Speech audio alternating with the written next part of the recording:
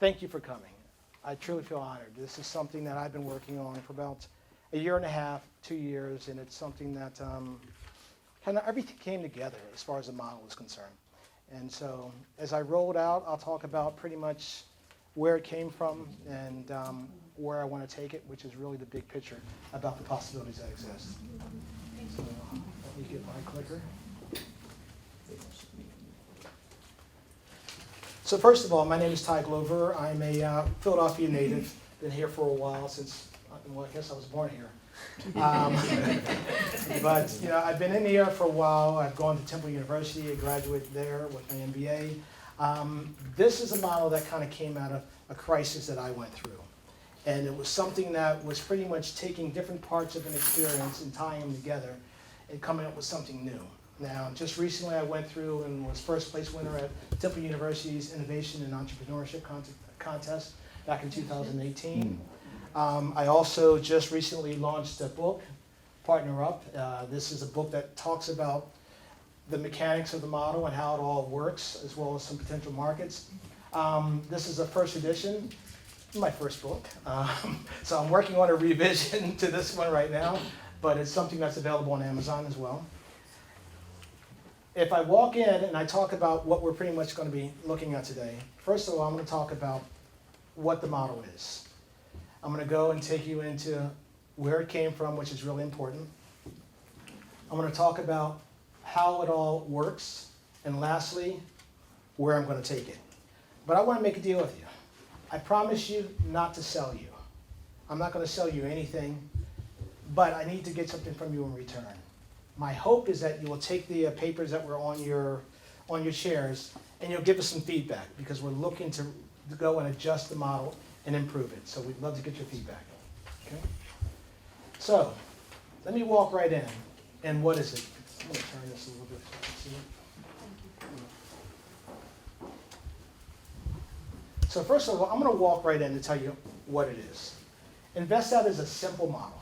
Okay? What we do as a company is we take homeowners who know that their home could sell for more if renovated, and we partner them with investors, just like flippers, who come in, who add the value to the property. Once the property gets to the maximum sale price, the property is sold by the homeowner. Once the property is sold by the homeowner, the investors get their share, their input, their cost back, plus they get a share of that increased value of the property. So that's how the model works. That's how we fit in. We are a facilitator to the process. And you'll see how we kind of walk through each stage of how we're bringing the homeowners in, we're bringing the investors in. So we'll talk about that in a second. Now, how does that sound? Does that sound pretty clear, pretty simple so far? Okay, great. All right, so next thing, where did this come from? So the origins of the model. Now, it's very difficult to talk about the origins of the model without talking about two things. The first thing is a life-changing event. So we all go through life-changing events throughout our entire experience, as far as going into middle school, high school, marriage, children. Those are all life-changing events. Now, I was thinking about that recently as I was going through some of my challenges, and I was thinking, what is the definition of a life-changing event? And for me, this is the definition. An event that redirects your norm. It changes your norm of your life, or it changes the path that you are on your journey. So how does that seem as a life-changing event? Can you relate to that? Yeah. Okay. Now, what about life-challenging events? Because we also go through those as well. This is my definition for a life-challenging event. An event or a series of events that positively or negatively impact the probability or the chances of you actually reaching that journey, that destination that you're traveling on.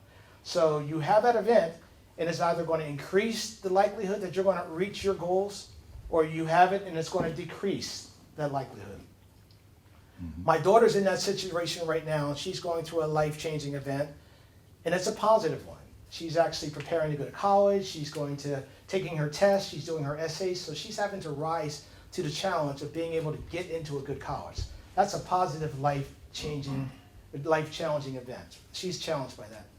Now, I've been through two serious life-changing events in my life. One was the death of my brother back in 97 or 79, as a matter of fact, to a drunk driver. And I was the one that found him on the road. Now, I was 12 years old at the time. So while it was a life-changing event for me, losing someone significant, it wasn't life-challenging because I wasn't in control of my own destiny. I was living with my parents, everything was fine. And we just moved on and we changed our norm. My second life-changing event became a life-challenging event. That was a recent divorce back in 2010, where 3 months after asking for the divorce, I found myself out of the house being accused of molestation of my 8-year-old daughter. And at the time, it was such an impact on my life that everything was falling around me. Emotionally, I was shut down. I couldn't see my kids for 6 months. I was being drained from a financial standpoint. The lawyer said to me, first thing, open up your war chest. Well, I didn't realize that that meant my 401k and all the savings I had created throughout my years of life. But I went through that event, and eventually I was able to see my kids again, and I was able to get them on weekends. And then I was able to move towards how do we liquidate the assets in our accounts. One of the things that we had to do as far as liquidating the assets is talking about the actual home itself and what do we do with it? How do we split it up? Now, in talking about that home, meanwhile, everything is going on. We're going through custody evaluations, we're going through psychological evaluations, and we get a diagnosis back of personality disorder, narcissistic tendencies. So it came back and the court was cool, everything was fine from that aspect, but my life was destroyed and having to rebuild from an accusation that is a father's worst nightmare. So as I'm recovering from that and becoming stronger emotionally, we're having to deal with the house and what are we going to do? How are we going to sell it? I have an 1870 Victorian that needs a lot of work. It was going through work. We're having a kitchen redone, which probably caused the divorce in the first place. But I started looking at this house and I started recognizing the fact that my house is actually in Media, PA. And it's 4 blocks away from the main drag of the restaurant. It's 2 blocks away from the R3 line. It's 1 block away from the bus stop, and it's 3 blocks away from, again, the trolley. So it's centrally located on a corner, and they're offering me $150,000 for this 3-story, 5-bedroom Victorian. And I knew it to be well over that realtor's appraised value. So I spoke to a flipper to see about what could happen as far as having him flip the property for me and increase the value. And he had just done a house, same footprint, right up the street from mine. He bought it for $150,000, ironically, but it was in a lot worse shape than mine. He actually went in and he put $150,000 into it. So now he's at $300,000 total cost in that house. He sold that house for $579,000. Now, the tragedy of the situation, now I'm not begrudging or saying anything bad about the investor. Investor made some great moves, opportunities worked out for him. So not hitting him at all. But the woman who lived there, I had known for years. And this woman needed the money from the house. And to walk away with $150,000 while this man had such clear profit on that property just didn't make sense to me. So that's when I started thinking about how do I minimize the opportunity or minimize the challenges that I was going through. Again, things were stabilizing. I was getting more access to my kids. I now have my kids 50% of the time. But things were stabilizing, and now I'm starting to deal with how do I maximize the opportunity coming out of this. And the house was that opportunity. So I started, again, looking into that opportunity as far as how do I go and renovate my house. And I wrote a book on it. This is the actual book itself. I mentioned it to you. And then I started thinking there's got to be more. And I started thinking, how do I go and do consulting on this model? And I kept thinking, there's got to be more to this. And I started moving into, why don't I create a portal where people, homeowners who need more money when they sell their home, can upload very basic details of their property into the portal. And where my people can go and arrange and make it available for investors to come in to the portal and to actually go and submit proposals for the properties that are in that portal. and allow those homeowners to decide what's the best opportunity for them from the standpoint of being able to get more money from the sale of that house. So, how does this whole process work? Basically, we have two parties, obviously. We have the home seller. The home seller has to register the property. So here's a very simple page that allows the homeowner to actually log in and create a profile. And some of the basic information would include obviously the property address, the how much they believe the property is currently worth or before renovation value, what they believe the property could be worth based on the market value, and that could be coming from a realtor, how much they think the renovation would cost, as well as how much they believe they want from the standpoint of that increased value. This is what they register. A realtor can do the same exact thing. As a matter of fact, a realtor can upload multiple properties into the portal. Once they have their property registered into the portal, then you have the actual home evaluation steps where our company comes in and we walk through each stage, seller validation. Does this seller actually own the home that they're trying to sell? We go into property evaluation. What are the bones like on this property? Is it a good property? What renovation requirements exist for this particular property? Next, we go into title and lien search. We want to make sure that, in fact, again, there's ownership and there's not a massive amount of debt that's going to be cost prohibitive as far as being involved in that deal. And lastly, we want to look at the market potential. Everyone wants to know how much this property could sell for once it's renovated. Once we actually go through those 4 criteria and we can guarantee these 4 pieces of information, then we'll approve it into the site, which means now that property becomes available. You can see just listings of different properties here.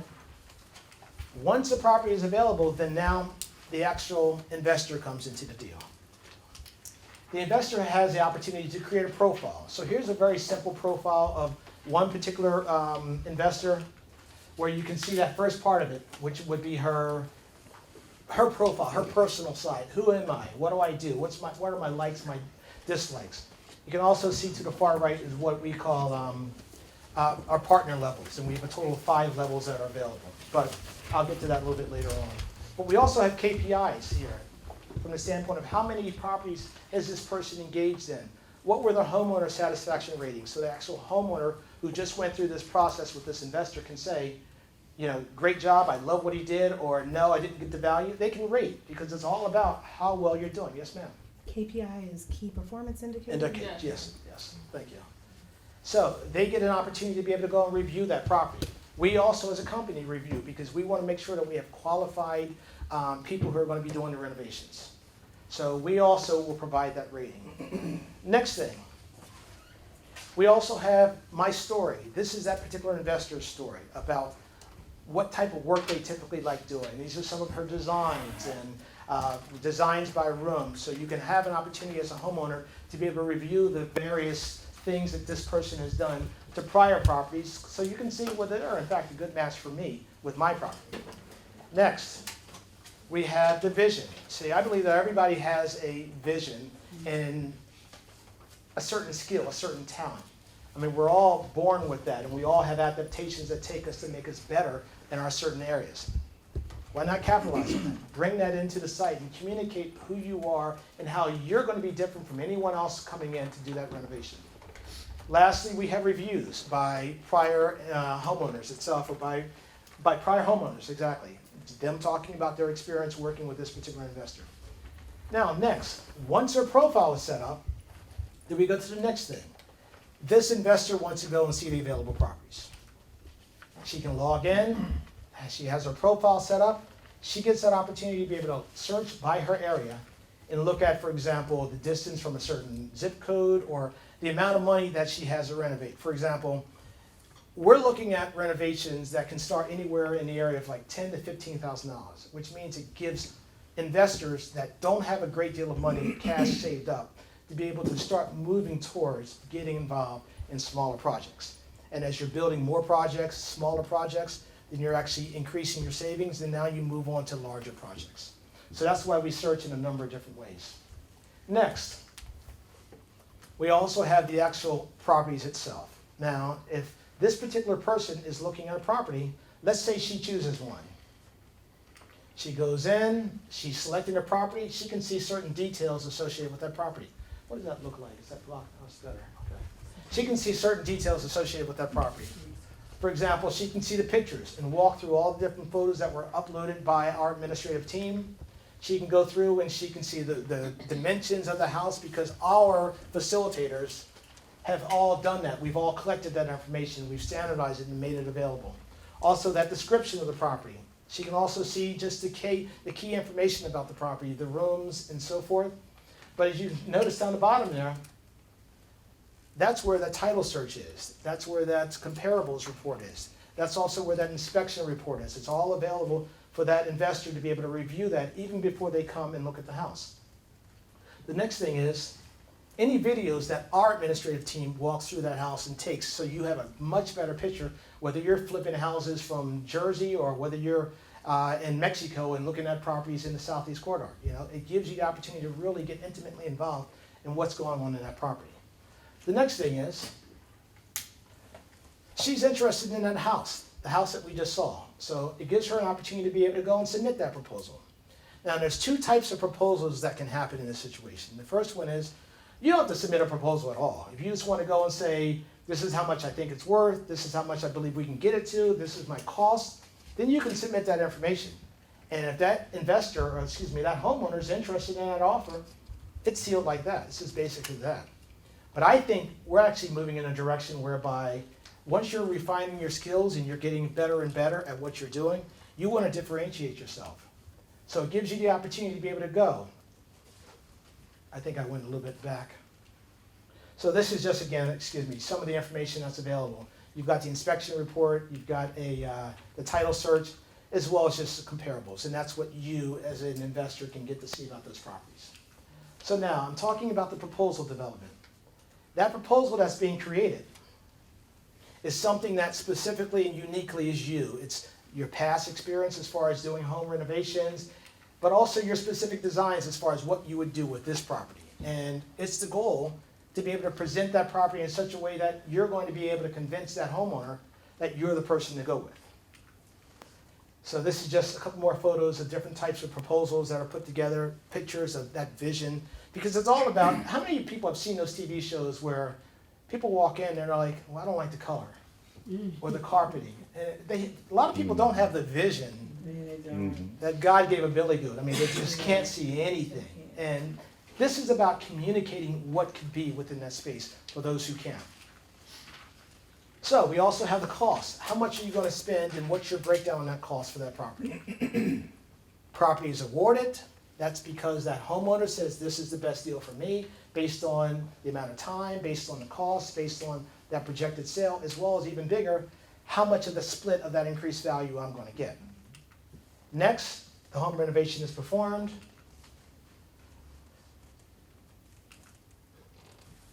You've won the deal, you've got your profit back out of it, you go and you celebrate your wins. The whole goal is to be able to build a larger team. Once you've done that one property, now you have your profit back, you're investing your profit back into more homes, which means you build your team, you celebrate your wins, you refine and systemize your approach. So it's all about a process. Now, the one thing I want to tell you about next is, we know that it's difficult to get there from the standpoint of being able to get involved in something like that. And we want to make sure that there's a training roadmap that we're supporting you on within this whole process as well. Which means as we do our approach, we actually do the training. We help you, take you through the navigation. We spend time with you, walking you through how do you use this tool? How do you upload properties? How do you upload the details? Your proposals for properties. We also go, and this is all free, we also go and we do the math. We walk you through so you can really understand what the math is on these. Where are you making your money from? Where is it coming out? We're also looking at the legal agreements. Now, we bind these properties from the standpoint of being able to protect them from A, that person walking away from the deal, B, someone else moving into the property or person selling your profit right out of you. We protect it, we bind the property, and it's important that you know how this is done as well. Lastly, we also do the, I can barely see it, niche markets. Again, my situation was a divorce. But there are roughly $160,000, 160,000 people, couples that divorce every year. If If you look at, the total flipping market, it's just a little bit bigger than that. So alone, houses that are involved in a involved in a divorce, there's a lot of them. If you look at also the fact that if you have a home that has issues such as plumbing, leaks in the roof, electrical, and that property cannot pass inspection, then you won't even be able to sell it and get FHA financing on that house, which means you're disqualifying a lot of potential buyers, because a lot of times those homes have to be sold as cash. And right off the bat, you're losing a lot of profit out of that house because you can't sell it to the regular buyers. So we want to teach these things, and we want to help you to go after those types of people. Now, I'm sorry, I'm having a hard time reading. Maybe there. Yeah, self-source. You should be able to, if you know people, you should be able to bring the properties into the system itself so that you're not having to go, and you can look at the properties that are there, but you can also have your own properties. These are just a list of some of the courses that we actually want to teach within the program, because, again, bless you. It's more than just a matter of flipping one house. The goal is to be able to scale your business to get it to such a point that you've got such user ratings from homeowners that the next homeowners look at you because you've got great ratings. And then you've got more properties coming in for you to be able to renovate, and you've put your systems in place to be able to do those properties. So, with that said, let's just walk through the numbers real quick, because I know that's a big question for a lot of folks. Hi, how you doing? The numbers. So let's say one common example. This is an example that I was just talking about with a friend of mine, where he had a house. He was able to buy that house. The home cost was $115,000. He went in it, $65,000 in repairs. Okay? So total cost so far, we're about $180,000 total cost for that home. Now he made out well with this property. When he actually sold it, it's $320,000. 180 total cost, which means he made $140,000. He did very well in that particular deal, and that's a traditional flip. Okay, that's hard to compete with. Now, when you look at it from a wholesaler standpoint, what a wholesaler will do is they don't actually spend any money. They will go over and they will find a homeowner who wants to get rid of their property, and I like to say who needs to, because oftentimes it's not a matter of want. We just need to do this. And he'll say, well, you wait a minute. I will find a buyer for that home, and if you sell it at this price, that homeowner says, okay, we'll do that. You find a buyer for my home, then you can have it at that price. I'll sell it. And that person will go over and find someone who will pay them more for that home, which means that that wholesaler is taking the price above what that homeowner is going to get. So that wholesaler is really taking profit out of the deal. And they're not doing anything other than just connecting people. That's a considerable amount of profit that could, again, be with that homeowner. So if we consider a deal like that, where we've got $50,000, let's say the deal didn't go like this, it went with $115,000, and the person found it from a wholesaler, so they had to pay $50,000 more, and my slide's a little bit off, but the total cost now comes out to $230,000 because you added that wholesaler in there. Now, $320,000 sale price of that house, which means you got total $230,000 for that cost, which means it ultimately comes out to $90,000 in profit. That's all they're going to make out of that, because again, that $50,000 didn't go to the homeowner. It went to a wholesaler who didn't do a lot of value for the money that they got for that property. Okay? So what if we did this a little bit differently? We did a 50-50 split. A 50-50 split is when a homeowner and the investor are going to share the increased value of the property 50-50. It's as very simple as that. So now, what does it look like from a profit standpoint?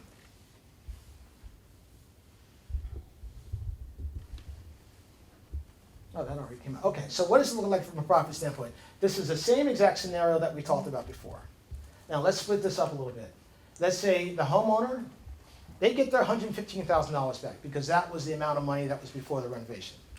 But they're also getting $70,000 because it's that $40,000 split, 140 split. $70,000 to the homeowner, total profit $185,000, investor $65,000, plus another $70,000. They're walking away with $135,000. And that's still killer profit when it comes to actually doing a renovation. In addition, because that homeowner now, yes sir. don't quite understand why the homeowner gets a profit of 115, given the fact that they would sell it and get 115, but if they don't sell it and they're part of a project, then they just have the stake equity of their property. Well, that, is that working? Okay, it's not working on TV. Okay. That 115,000 was the original amount that the price was valued at. Okay, and so they get that, that's theirs. We all agreed, you as a seller, me as an investor, minimum value of this house right now, as it currently sits, is 115, so you've got that locked in, that's yours. You don't have to do anything else as a homeowner. But when I renovate that home and I add value to it, now that value is a lot more, when we sell that house, or when you sell that house, we split that increased value, and that's why that homeowner got an additional 70,000. Just retains the 115 that they would have gotten. Exactly. I got it. Plus the addition. So you can see, that's a strong incentive for homeowners to want to say, let me find someone who want to do this deal. And I'm sure everyone's familiar with the yard signs, we buy ugly houses and so forth. Who wants to really do all that work? Yes, sir. This would have been helpful. I was negotiating about a month ago. But the thing that I found is the homeowner was so pressed to get a cash offer right away Yeah. that I just had to let it go. It was like a day. I was about to bid the next Yeah. day, and he just Right. sold it for less than what I was going to give him. Yeah. And I think, let me answer that one question. Okay, thank you. I think you're right about that. But I think, and I was talking to a flipper who was dealing with properties, and we were talking about the money, and she was saying to me, they don't really care, they just want out. And it kind of caught me off guard, because I'm sitting there thinking, who doesn't want more money from their asset? I mean, it's an asinine statement, they don't care about money, it's just a matter of, they don't know that there's any other option. Because if they knew there was another option, then they would have planned that 6 months earlier, which means you would have been in a better situation 6 months earlier. But when you're going through a situation and you just have to liquidate, you really want to divest yourself from it and move on with your life. And sometimes just shedding everything that you've got and trying to rebuild is the only way you can do it. Yeah. Yes, ma'am. Appreciate it. So in this scenario, the flipper is still taking the full 100% of the repairs, and then you're just splitting the profit that's left over after everything? Flipper, the investor gets their money back. Right. The homeowner gets that pre-renovation value back, the investor gets their investment back. And then what's left is that profit. And that's what's split up depending upon how you, as a homeowner, and you, as an investor, decide you want to split that up. So one of the great things about this model is that there's enormous number of variations and options for me to be able to invest, to negotiate with a homeowner. For example, say the homeowner needs to be out, and therefore that's that issue that they've got. Then there's an opportunity to be able to put a homeowner up in an apartment for X period of time. I mean, there's whatever way you can be creative and think about how do I go and work this deal is the way that it can be created. I'm sorry, yes, ma'am. The numbers, they do not include the cost of the sale, such as if seller's assist is given, transfer Closing costs. taxes, these numbers aren't including that. Well, those numbers aren't included because there was no sale right at this point in time. Okay. So that sale is not going to come until after the deal is done. And again, depending on how you negotiate it, that investor can negotiate that realtor takes on realtor's costs. Excuse me, that homeowner takes on realtor's costs. Okay, I And just so, wanted to be clear. no, I mean, what it's a these great question. numbers are. Yeah, it's a great question. Okay. Okay? All right, so let me move to the next one. Here's another deal. Now, this is a 60-40 split. So we still have that same 140,000 that we talked about. But now we're talking about that homeowner getting their original 115 back, the value of their home, plus they're also getting $56,000. They're getting a lot less because that was the way the deal worked. See, it's all a matter of how much work does this house need? And it's really market driven because you're going to have some renovators or investors that are going to come in and say, I've got a team together, I can do that very easily. I've got guys that are great with drywall and this and that. And you've got other teams that say it's going to be more difficult for me to find those types of resources. So depending on how your team is structured from the standpoint of being an investor will determine how much you're willing to give as far as that percentage is concerned back to the homeowner. It's all a negotiating point. Okay? In this situation, that homeowner walked away with $171,000, whereas in another situation, now the investor is walking away with that original 65 plus another 84,000. So increase the amount of money that they were making from that property. Okay? What would be a nuance that would make a homeowner go for that particular circumstance. Foreclosures, taxes, Yeah. isolation market. Yeah. Especially, If they're in on land, trouble. 'cause they're losing Mhm. any. Yeah, and I also like to say there's three primary criteria on that as well. It's the emotion involved with the property. It's also the structure. How many people are involved in ownership in this house? Do I have to get my mom, my grandmother to sign off on a deed? So how many people are involved in it? And another thing is, what is that financial need? If you've got a real financial need, then you're gonna hang in there and try to get as much as you can. May Yes, I ma'am. throw one other thing in there? Sure, please. And that's relationship building and trust, Yes. because the seller has to trust you. You Yeah. have to say what you mean and mean what you say. Yeah.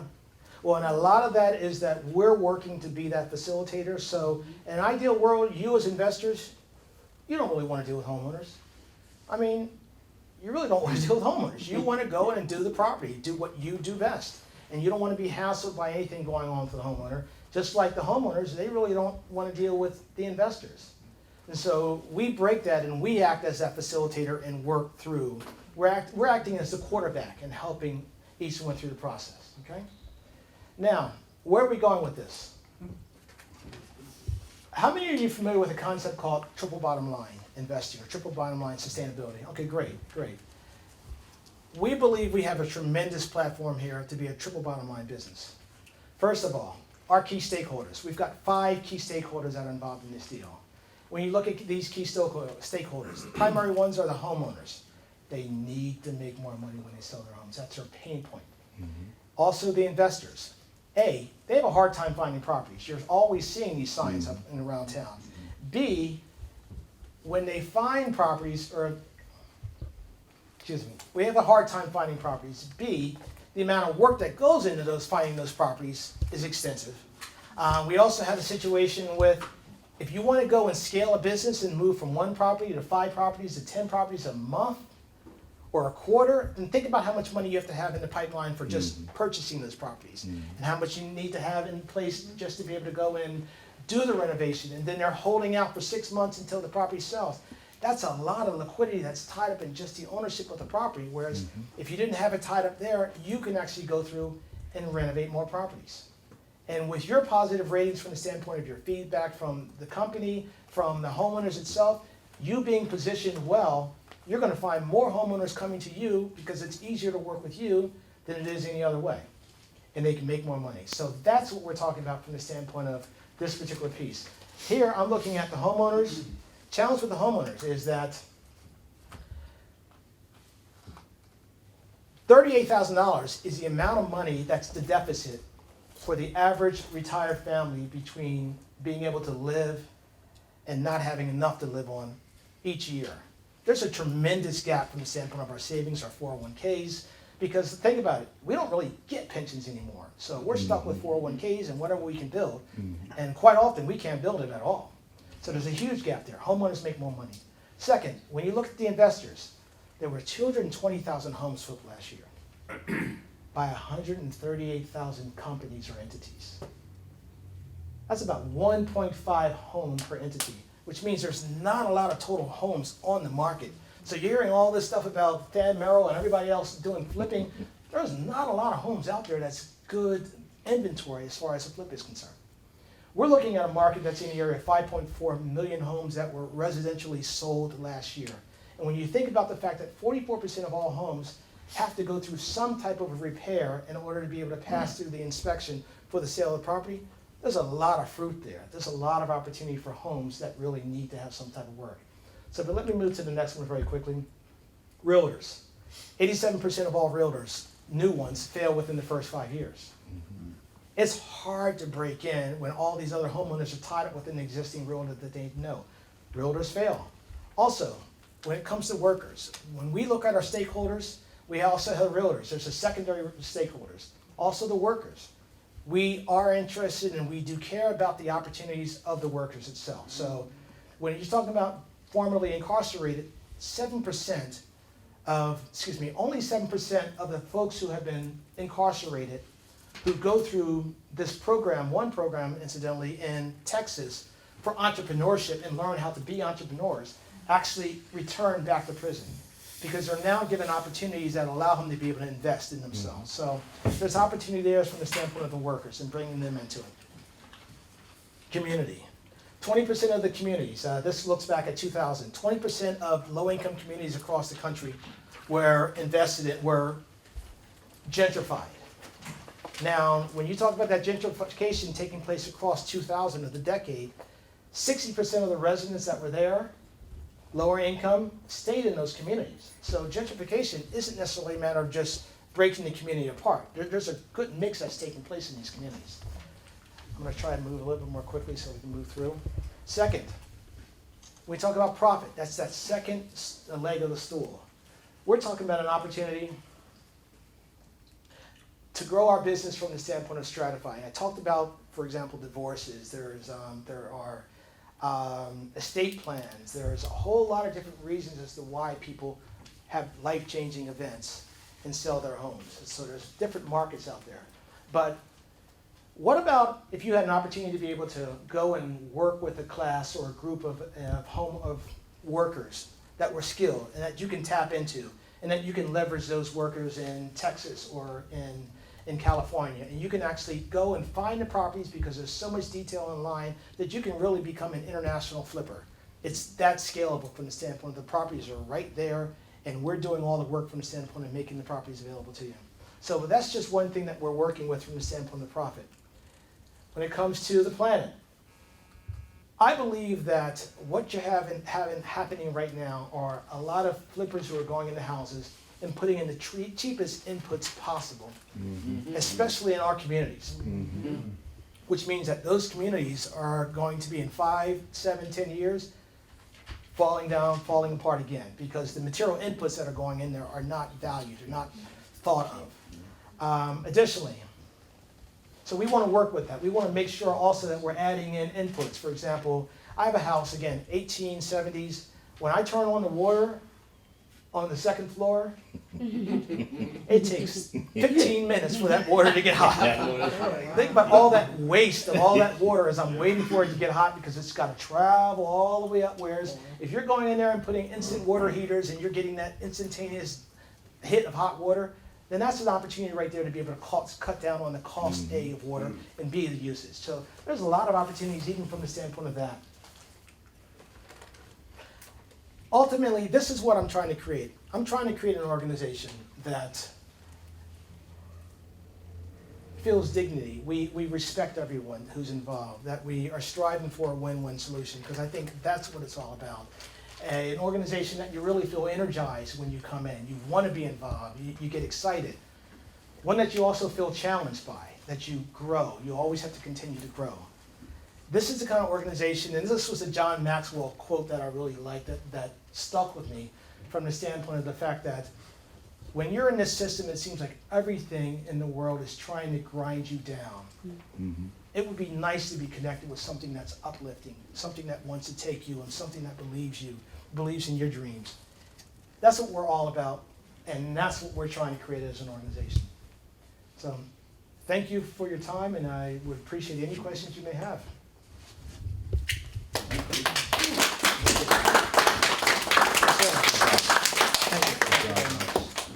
Yes, sir. So this last situation, I'm trying to learn as much and mine as much as I can for the next time something comes up. Right.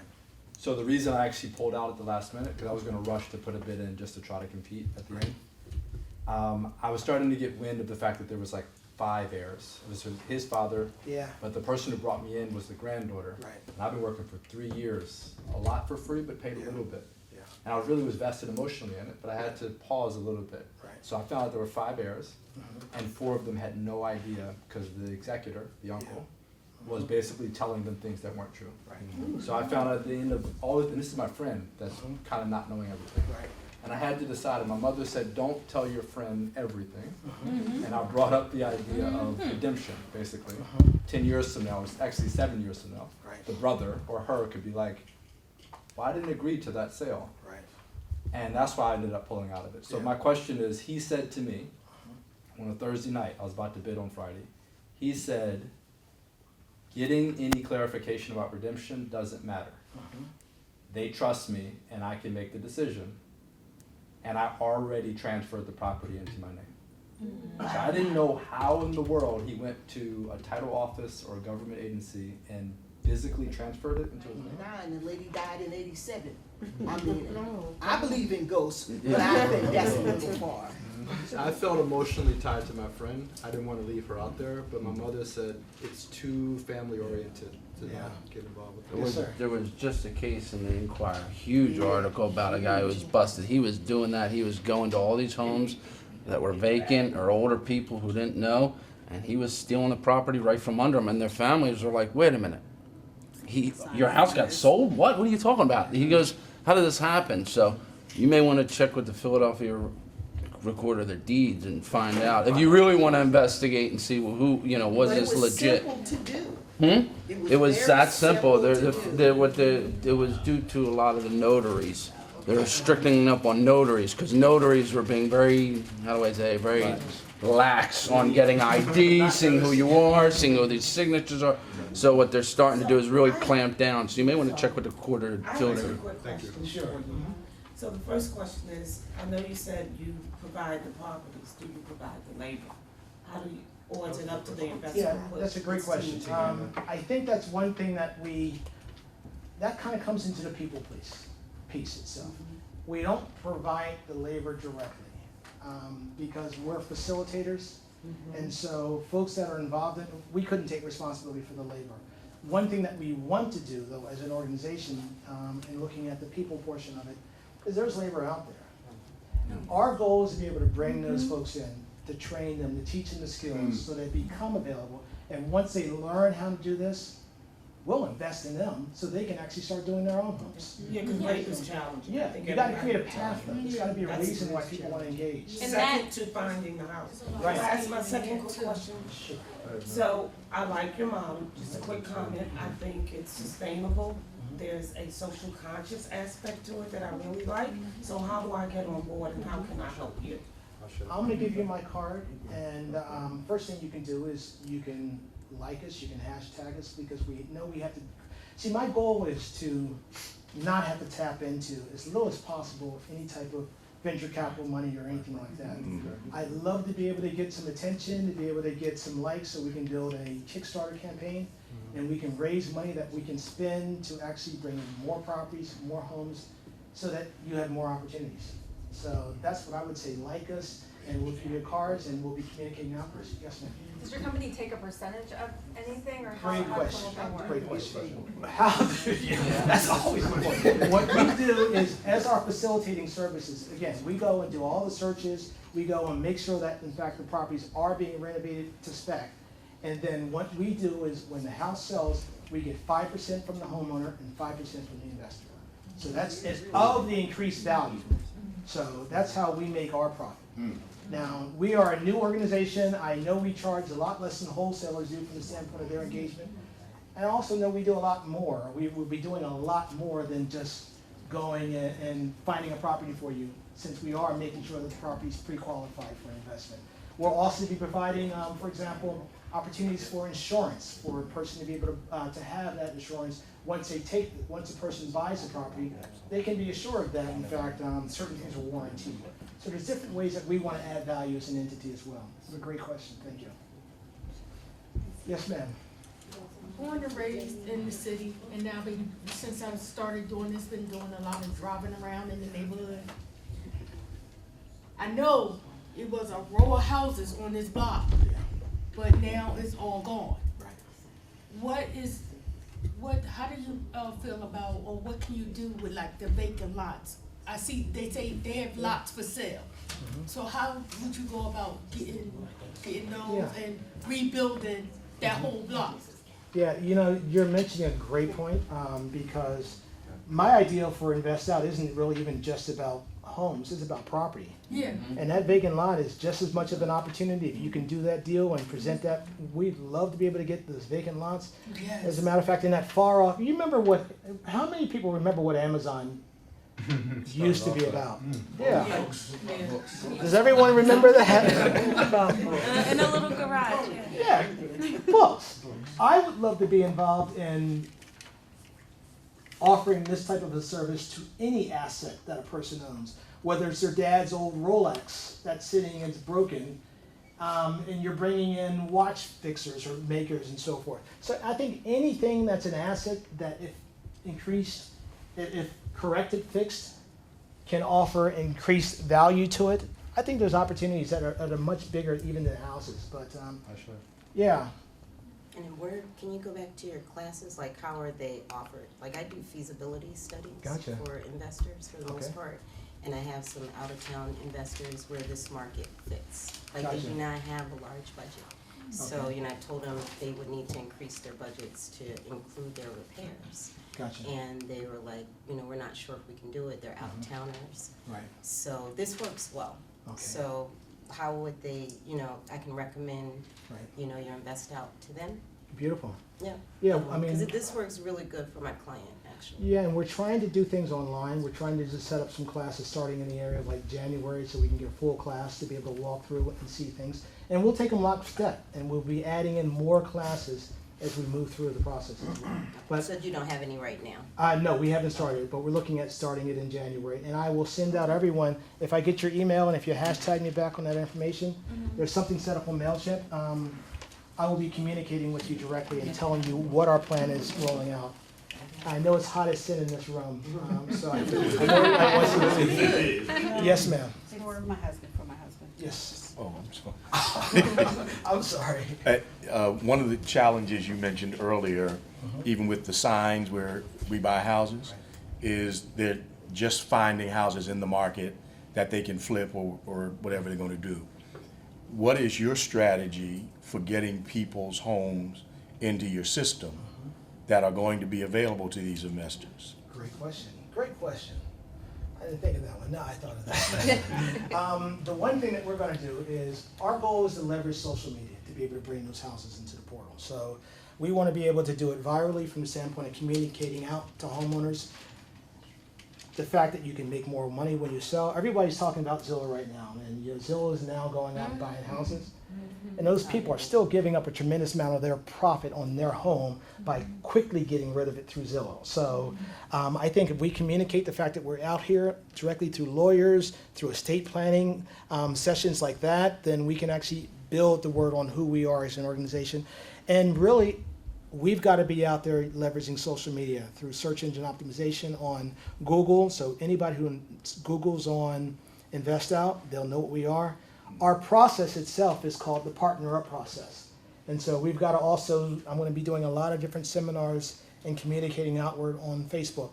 That's one more opportunity where you can promote me and push me out to people. I truly would appreciate that. So our goal was to do it virally and to do it all via social media. It doesn't make sense, or it would be illogical for us to try to put out bandit signs, you know. Right. We want to scale, but we want to scale via social media. So thank you for your question. Yes, ma'am. So, I was wondering if, so what certifications does your business have? Like, you know how there are like minority-owned businesses Right. and. You know, I'm a minority. And you're not a woman, so you No certifications whatsoever. We are not certified as a minority vendor. No, we don't have that. It's just good people certification. Yeah. Do you plan on getting that or no? I think it would be beneficial, you know, to have a minority certification beside you. It just hasn't, things have been moving so quickly from the standpoint of the book and this, and I think we built this within a year. So that's a Congratulations. Thank you. But also I work a full-time job. So there's a lot of things that are happening that we've had to really prioritize as far as how we're going to be doing things and rolling them out. So, is this business an LLC? No, it's a C Corp. C Corp. Okay, thank you so much. Yeah, we did the C Corp. So I'm going to take one more question. If anyone has one. I'm just waiting for you to go back to the classes that you. Yeah. I'm sitting here trying to find them. Where was it at? I don't know. And the It's- partner. Back on the- Do you have books here today? Oh, yeah. I got the book, I got that part. Wait, how much is your book? The book is I think it's Amazon for 14, so it's really affordable. Oh, okay. And this is our first edition. I've got two more coming out. One that's really targeting realtors. Because to your question, if we're focusing on realtors, realtors can be very short-term thinkers from the standpoint that they want to get the property, they want to renovate it, or they, want to sell it right away. Whereas with the average income being in the area of $35,000 to $40,000, if they think about diversifying their strategy from the standpoint of going after those homes that need the renovation, really targeting those, then that's an opportunity for those brand new realtors to be able to carve out their own special niche. So that's one area where we're really going to be targeting as well. And I'm trying to get to that slide. I have one more question while you're looking for this. Yes, slide. ma'am. Are you There you trying- go. Thank Yes. you. Are you gonna be based in Media or Philadelphia, in the Philadelphia? Yeah, Temple we're right area? based in media. We're- Yeah, is that, so is that pretty much where you think your classes are gonna be? No, we're going to do classes online. Oh, online? Yeah, Okay, And okay. the goal is to do it online, real quick hit classes, and we're going to be continually adding classes. Now, some of these classes have a cost, for example, $50, $75. They're flexible. My goal isn't to make money off of a program or off of the cost of the class. That's not my goal. Someone said to me that, well, you guys are like, it's like, somebody said you guys are like the gold rush period where you're like the general stores making money off of the gold miners. 1840s, gold miners went out west. They were spending so much time. The people who made money were the general stores. And I said, well, I think we're not like that. We're going to be providing the services, but I think the difference between the general stores and us is that unlike the general stores, they didn't tell you where the gold was. We give you the houses. We tell you where exactly the houses are. So I thought the analogy of the gold rush in that general store wasn't really in line with kind of where we were. Yeah. So, but these are the classes that we're going to be offering. They're probably going to be coming down in price, but we want to make sure we get someone who knows design software, the best types of software, and working agreements with those companies to be able to get low-cost opportunities or even no cost, and making sure you're getting quality classes so you can learn how to go and do a room, and as simple as taking a photo of that room and then figuring out how you want that room to look as far as your design and your vision is concerned. I have one more question about the classes. Sure. Are these one-day classes, week-long classes? These will probably be very simple, maybe an hour or 2 hour sessions. Right, like a lecture. Yeah, exactly. And we And may then have, it's all online? right, exactly. And it may be a series of 3 classes, 2 hour sessions, where we log in on a Thursday or a whatever day, and we get together and we connect. So is it $75 per session, or is it? No, that would be $75 across the board for that specific class. And that class will probably be what, about an hour, hour and a half? Hour, hour and a half, 2 hours, but we want to, our goal is not to waste your time Right, and to right. take your time. So we still have to. Try half the time. I know, but we still have to develop out the class and what it's going to look like, so it's hard to say right now what the timeline's going to be. Okay? Yes, sir. Question about the back end. You got the buyer, you got the investor, you've done the repairs, you're ready to sell. Typically, you get a realtor who markets your property and sells it for you. Do you have plans to eliminate the realtor and put on there a spot where if I'm a buyer, I can come to your website, or potential buyer, come to your website and buy directly off the site, and I don't have to pay 6%? I'd say we would never do that. You wouldn't do that. No. What did I miss in that then? Because you were pretty adamant about it. I don't know, he looks like he might be sarcastic. I wouldn't communicate that out there. I think you guys are the only ones in the room, and so yeah, that is our plan. We want to move downstream Oh, I'm sorry. All into right, that space. okay. So you'll never hear me say that again. I thought I said something wrong. That's too, okay, all right. No, but I think you did mention something powerful about everyone's gotta win. Like, and the realtor is part of the essential chain right now. If they're obsolete in 100 years, yeah, but right now, Thank you so much. Sir. people feed their families being realtors. Exactly. I'm giving you a lot of business. I hear you. You're not charging me 6%. So thank you again, everyone, for coming. We truly appreciate it. Thank you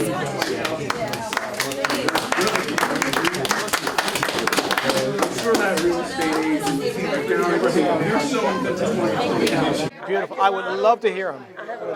Thank you so much, man. Truly appreciate it. Thank you, sir. Thank you. Great job. Thank you much, man. Truly appreciate that. Thank you. Yes, sir.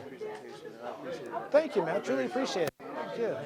Thank you. Let me give you my card as well, sir. Good luck. Thank you. Thank you, boss. Appreciate it, man. Thank you. Really appreciate your time. Reach out. Love to connect with I'm you. going to shoot you an email. I don't want to take too much of your time right now, but No a lot of worries. things. I'm a realtor myself. Right. And I live in the area. Okay. You spoke to me. Oh, that was you? All right, yeah, I thought that was you. I'm going to shoot you an email. Great connecting. Thank you. All this is in your book, Partners Up. Say it again, sir? All this is in your book, Partners Up. All this is in the book we talk about. Yes, exactly. This book here. So I mean, it's $14 on Amazon, and I walk through. Maybe I get too much detail, but I walk through everything, every part of the process. For the classes in there? No, they're not in there. But you drop me an email, and I'll be communicating it out to you. Okay. So truly, did I get you my card? No. Okay. Thank you. Sorry, I Thank came you, in ma'am. late, so I didn't, what was the book for? This is. I'm going to give you my card. Thank you so much, ma'am. The book is a book I wrote about the process. It's how everything works within. It's the inspiration of the model and kind of how it all came together, but more specifically the numbers. And the, I'm telling you because the neighborhood it's in, yeah, and then the person next to them chopped off the twin house, you know how the house were joined, right. and put an apartment complex up there for Gotcha, students. gotcha. So I said, that devalued the other person's property. Yeah. Now who's gonna come in and buy it as a house to live in under those conditions? I will buy it for a boarding house and then rent it to students. Yeah. So I'm not paying that much unless it's already a business, because then I'm paying for the business. Exactly. You got the clients in there. I don't Exactly. have to do that. We argue. I'm like, I don't argue with this person. You know what I mean? It's like real estate. I've been studying all my life. We think alike. Yeah, we think alike. Now I have a building. And I swear he probably say it's $1 million. I found it downtown, and I was surprised. Okay, No windows in it. It's dilapidated, but it's right next to a restaurant. gotcha. I'm surprised it's still sitting there. I would love to get that property and develop it and let it be housing for people who work in the hospitals. Yeah, yeah, that's true. Now, do you go to that end?